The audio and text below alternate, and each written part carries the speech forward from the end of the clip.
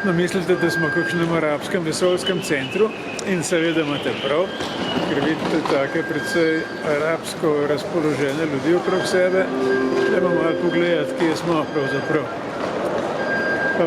Prvič v življenju sem v tej državi. Saudska Arabija, glavno mesto, Rijad. Pa ne zaradi tega, ker bi imel ne vem koliko časa namen ostati tukaj, mogoče kdaj drugič, ker zdaj sem dobil vizo za 1 leto.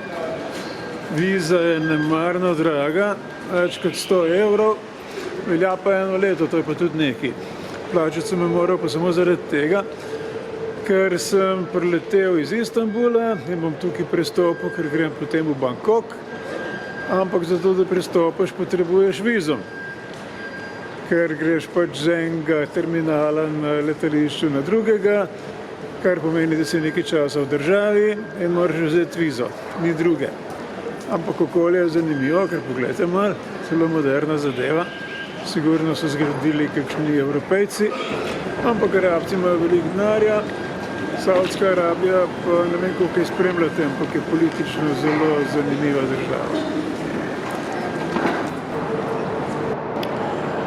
Kot ponavadi v bogatih arabskih državah je tudi tukaj ogromno novih stavb, nekatere arhitektonsko zelo zanimive. Sicer pa zdajle je tukaj noter še kar nekako sveže, danes ponoči na letališču bilo že kar mraz. Je pa zdaj februar 26, tako da je pri nas še krepka zima, po mojem imate zdajle že sneg. Tukaj pa počasi postaja toplo, zdajle je ura enih, 8-9 zjutraj. Poglejte, kje sem.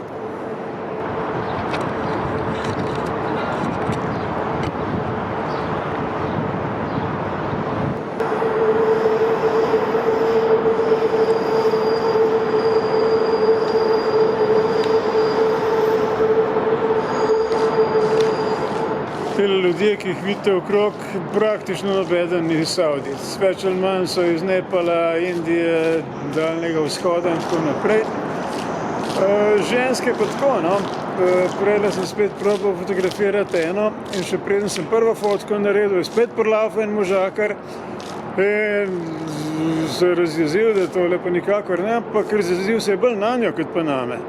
Ampak tudi ona se nekaj dosti sekirala, tako kot prej na letališču tudi ne. So dokaj take, prvič relativno dobro govorijo angleško, prijazne, pa nič se nekaj sekirala, je rekla, ja, zdaj to pač nič posebenega.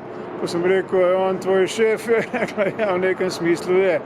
Ampak ni pa tako kot v Iranu, recimo, da bi pol kakšne kazni imeli ali pa ne vem kaj.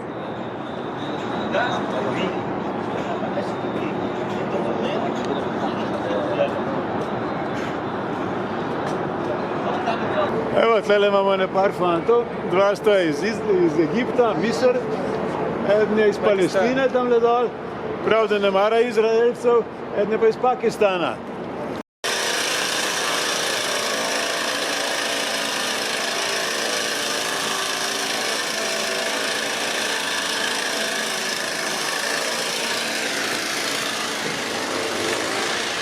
Torej, nekaj zelenja je, ampak nikar ne mislite, da ga dež zaliva. Vse tole je zalito z vodo, ki jo pridobivajo iz slane morske vode. Ker kakšnih rek tukaj ni. Prejle sem se peljal z metrojem z enim Egipčanom, pa sem se malo pogovarjala o njegovi domovini in o tem, kako Nil napaja celo dolino že od starih egipčanskih časov. Tukaj ni kakšnega Nila, tako da je bolj suša.